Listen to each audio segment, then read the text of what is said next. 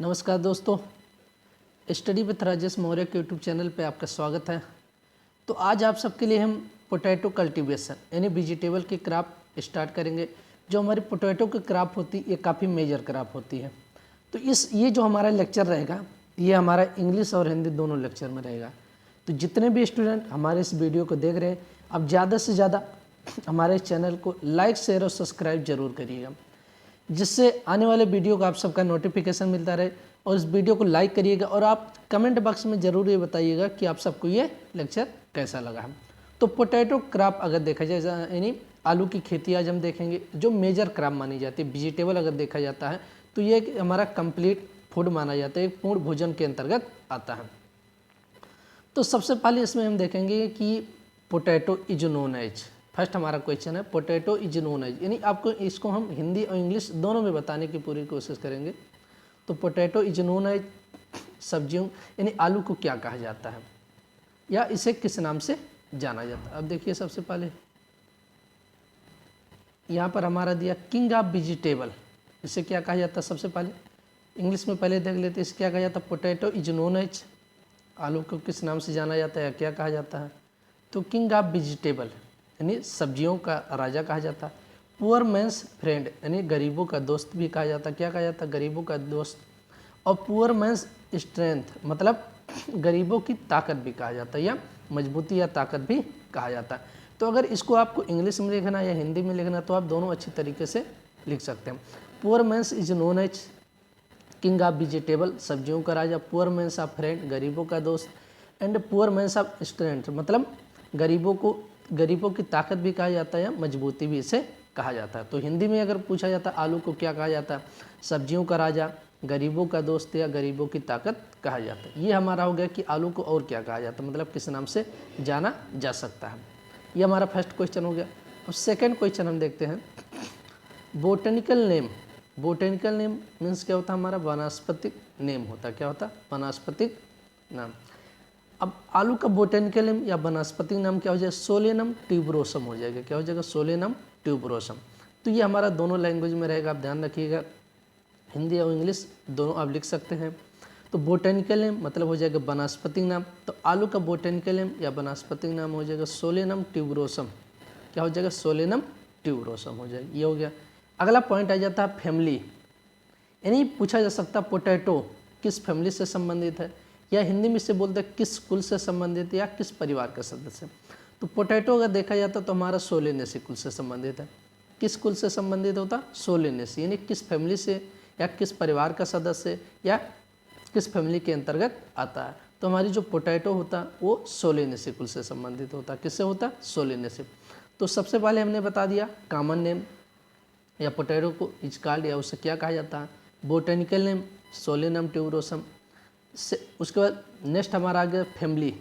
तो किस फैमिली से संबंधित है, सोलेनेसी हो जाएगा। क्या हो जाएगा, सोलेनेसी। उसके बाद नेक्स्ट हमारा आ जाता है ओरिजिन प्लेस या नेटिव प्लेस ऑफ पोटैटो। मतलब ओरिजिन प्लेस मतलब क्या होता है, उत्पत्ति स्थान, या नेटिव प्लेस मतलब हमारा हो जाएगा मूल स्थान। तो आलू की मतलब सबसे पहले खोज कहाँ पर की गई थी, यहाँ सबसे पहले ये कहाँ से खोजा गया था, मूल स्थान या उत्पत्ति स्थान, दोनों पूछा जा सकता है। तो आप दोनों इंग्लिश में आप देख सकते हैं और हिंदी में दोनों दिया है। तो ओरिजिन प्लेस या नेटिव प्लेस दोनों हम कह सकते हैं। ओरिजिन प्लेस मतलब उत्पत्ति स्थान, नेटिव प्लेस मतलब मूल स्थान। तो क्या हो जाएगा, साउथ अमेरिका या पेरू हो जाएगा। क्या हो जाएगा, साउथ अमेरिका या पेरू, जैसे हिंदी में बोला जाता है दक्षिणी अमेरिका या पेरू कहा जाता है। तो ये ध्यान रखना, अगर ओरिजिन प्लेस पूछ लेगा या नेटिव प्लेस तो हमारा कहीं साउथ अमेरिका भी दिया रहा था और कहीं कहीं पर पेरू भी लिखा रहा था। दक्षिणी अमेरिका या पेरू दोनों हो सकता है, इसमें से एक ऑप्शन जरूर देगा। नेक्स्ट आ जाता है क्रोमोसोम नंबर इन पोटैटो, यानी आलू में गुणसूत्र की संख्या। क्रोमोसोम नंबर को हम किससे डिनोट करते हैं, 2n इक्वल टू क्या हो जाएगा, बोला जाएगा 2n। तो आलू में जो गुणसूत्र की संख्या होती है वो 48 होता है। कितना होता है, 48 होता है। अब हिंदी में देख लीजिए आलू में गुणसूत्र की संख्या। तो आलू में जो गुणसूत्र की संख्या होती है 48 यानी 48 होता है। कितना होता है, 48। अब नेक्स्ट आ जाता है पोटैटो कंटेन कार्बोहाइड्रेट्स, यानी आलू में कार्बोहाइड्रेट की मात्रा। अब आलू में अगर देखा जाए तो कार्बोहाइड्रेट की मात्रा होती है 22% यानी 22% होता। अगर कहीं कहीं पर 20 भी दिया रहा था तो ऐसे अगर रेशियो लेके चलते हैं तो 20 से 22% लेकिन तो अगर एग्जैक्ट माना जाता है तो 22% होता। तो कार्बोहाइड्रेट ध्यान रखना कि अगर पोटैटो या आलू में कार्बोहाइड्रेट की मात्रा पूछ लेगा तो 22% हो जाएगा। अगला क्वेश्चन आ जाता percentage of starch in potato, आलू में स्टार्च की मात्रा कितनी होती है। ये काफ़ी महत्वपूर्ण बन जाता है कि आलू में स्टार्च की मात्रा कितनी पाई जाती है, या आलू में स्टार्च की मात्रा कितनी होती है। तो 60 to 80 मतलब 60 से 80% होता है। कितना होता है? 60 से 80% होता है। तो यहाँ पर ध्यान रखना कि percentage of starch in potato, आलू में स्टार्च की मात्रा तो 60 से 80% होता है, ये हो जाएगा। नेक्स्ट क्वेश्चन आ जाता प्रोटीन कंटेंट इन पोटैटो, आलू में प्रोटीन की मात्रा अगर पूछ लेगा क्या हो जाएगा? प्रोटीन कंटेंट इन पोटैटो, तो आलू में प्रोटीन की मात्रा हो जाएगा 2% हो जाएगा। क्या हो जाएगा? 2%। या आलू में प्रोटीन की मात्रा कितनी होती है? आलू में प्रोटीन की मात्रा तो 2% होता है। कितना? 2%। उसका नेक्स्ट क्वेश्चन आ जाता है potato is a dicot plant. अब देखिए एक मोनोकाट होता है, एक डाइकाट। मोनोकाट मतलब एक बीजपत्री और डाइकाट मतलब 2 बीजपत्री। तो आलू हमारा किसके अंतर्गत आता है? 2 बीजपत्री पौधों के अंतर्गत आता है। किसके अंतर्गत? 2 बीजपत्री। ये क्वेश्चन काफ़ी महत्वपूर्ण यहाँ बन जाता है, कई बार पूछा गया।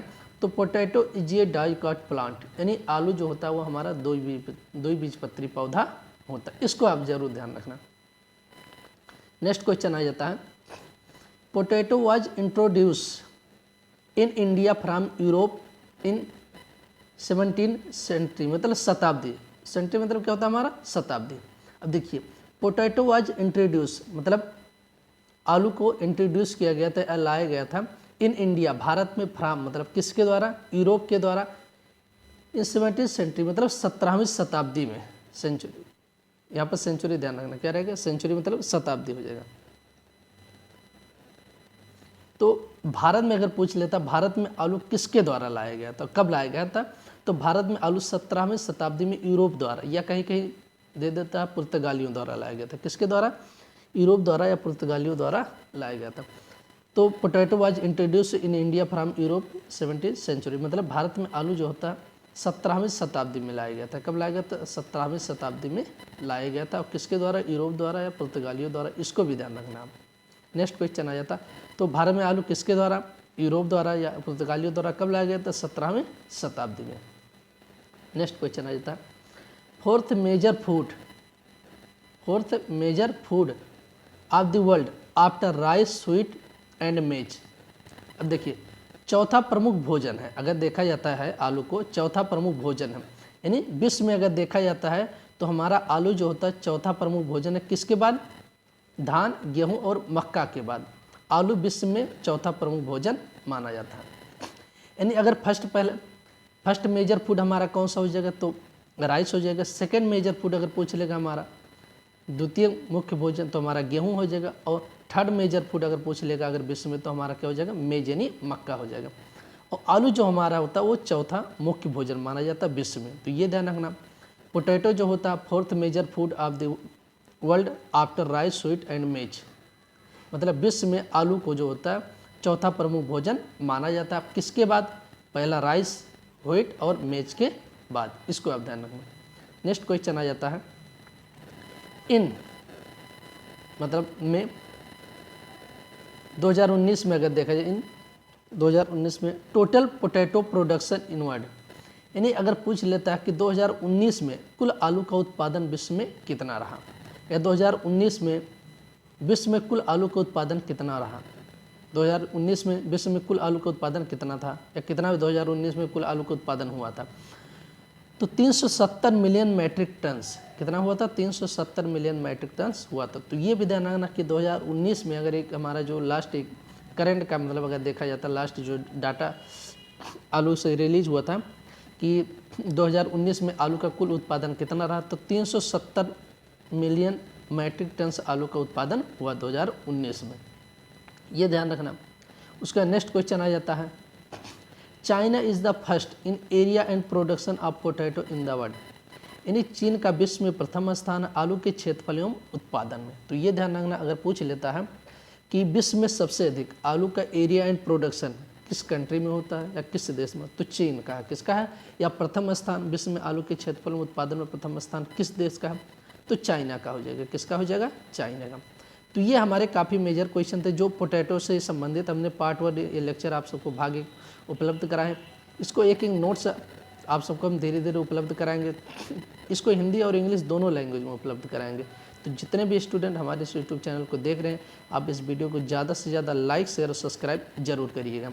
ये हमारा फर्स्ट लेक्चर रहेगा। इसके बाद हम सेकंड लेक्चर और आप सबको उपलब्ध कराएंगे दोनों लैंग्वेज में, हिंदी और इंग्लिश दोनों लैंग्वेज में ज़रूर उपलब्ध कराएंगे। तो चलिए आज के लिए इतना ही रखते हैं, बाकी मिलते हैं नेक्स्ट लेक्चर में। धन्यवाद।